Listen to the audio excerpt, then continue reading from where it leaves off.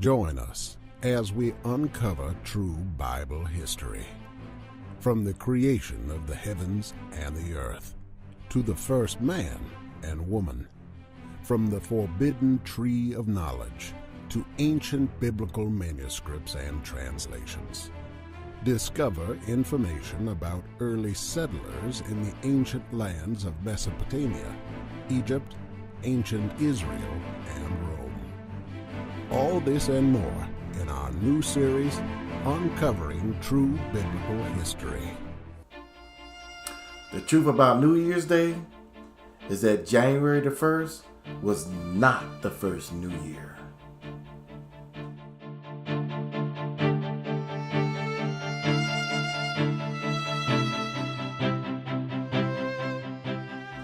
The first New Year was in March. According to the Bible, Yahuwah gave the first New Year to the Israelites. Deuteronomy chapter 16 verse 1 and 2. Observe the month of Abib or Nisan, and keep the Passover unto Yahuwah thy Elohim. For in the month of Abib, Yahuwah thy Elohim brought thee forth out of Egypt by night. Thou shalt therefore sacrifice the Passover of Yahuwah thy Elohim, of the flock and of the herd, in the place which Yahuwah shall choose to place his name there. Exodus chapter 12 verse 1 and 2. And Yahuwah spake unto Moses and Aaron in the land of Egypt, saying, This month shall be unto you the beginning of months. It shall be the first month of the year to you. There it is. New Year's in the Bible. But guess what? It wasn't in January. As a matter of fact, fall and autumn is the harvest time for the crops. Winter is when everything dies. Spring is when everything springs to life.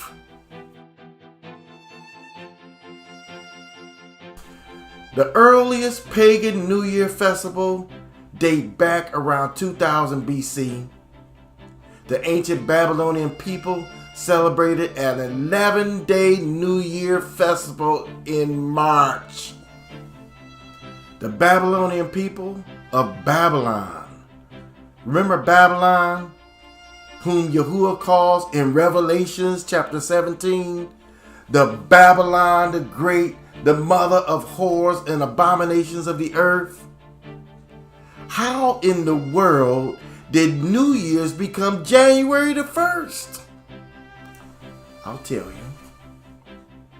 400 years ago, about the time that slavery started in America, the Gregorian calendar was introduced by Pope Gregory the 13th.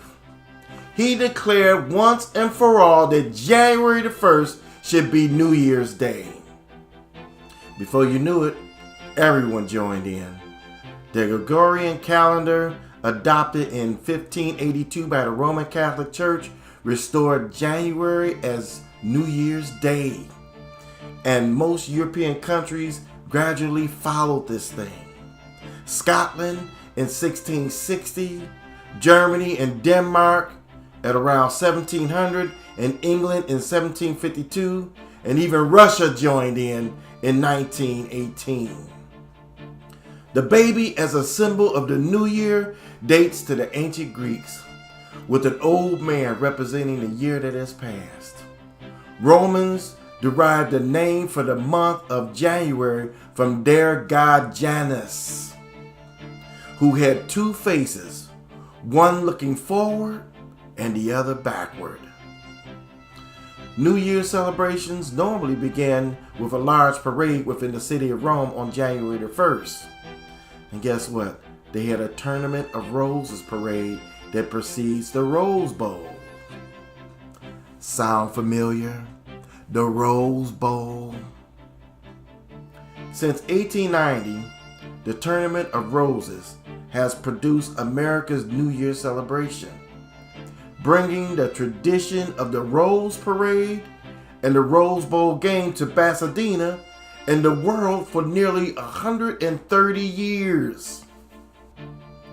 Fireworks originated centuries ago and are believed to have been invented by the Chinese. They are said to chase away evil spirits and bring good luck. Well, no wonder that's why they use them. See, you got to know where all of this stuff came from. This is the history of the New Year celebrations.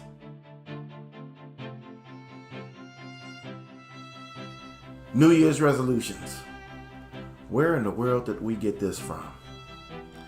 The ancient Babylonians made promises to begin the year off right and to earn the approval of their gods.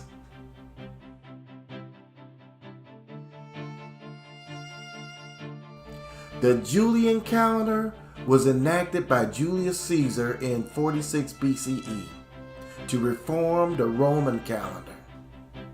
The Gregorian calendar was decreed in 1582 by Pope Gregory XIII, replacing the Julian calendar. Christianity inaccurately adopted December the 25th as the birthday of the Messiah and January the 1st as the Sabbath day after his birth and therefore the day of his circumcision.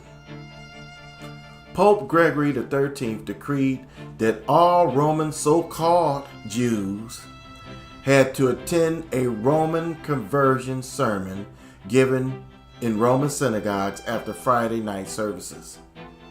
The penalty for not doing so was death.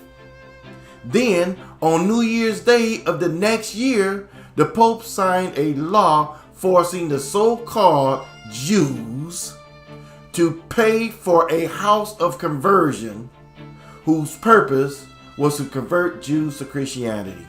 These are the so-called Jews to Christianity. 3 years later, on New Year's Day, he ordered the confiscation of all Roman Jewish communities' Hebrew scrolls and books. See, now you know how they ended up with all of that stuff. In 153 BCE, they celebrated New Year's and began to worship the pagan deity named Janus.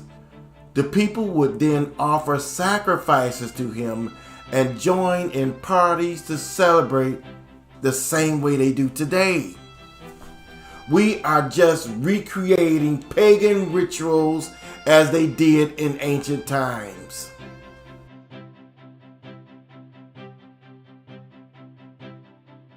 I find it amazing that Roman politicians in those days began their new term in the month of January, which we do today in this modern society. This is all set up this way so that they could worship their pagan gods.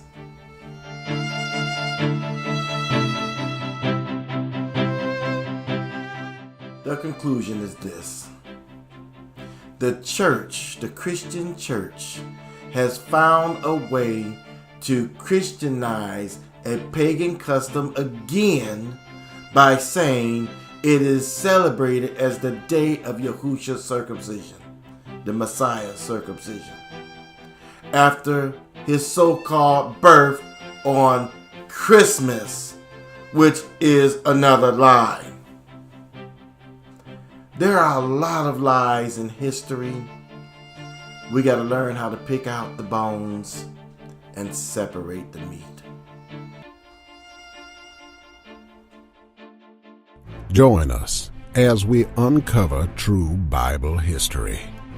From the creation of the heavens and the earth, to the first man and woman, from the forbidden tree of knowledge, to ancient biblical manuscripts and translations. Discover information about early settlers in the ancient lands of Mesopotamia, Egypt, ancient Israel, and Rome.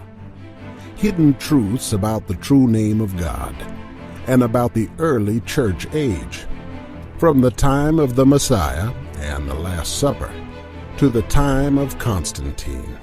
We will discover hidden information. We will uncover mistranslations and misquotes of the Bible to help you gain a better understanding of Scripture. Hellenistic Judaism and Greek influence of the New Testament will be revealed. In this series, we will unlock the truth about the people of the Bible, false gods of antiquity, their symbols, and their influence on Christianity. All this and more in our new series, Uncovering True Biblical History.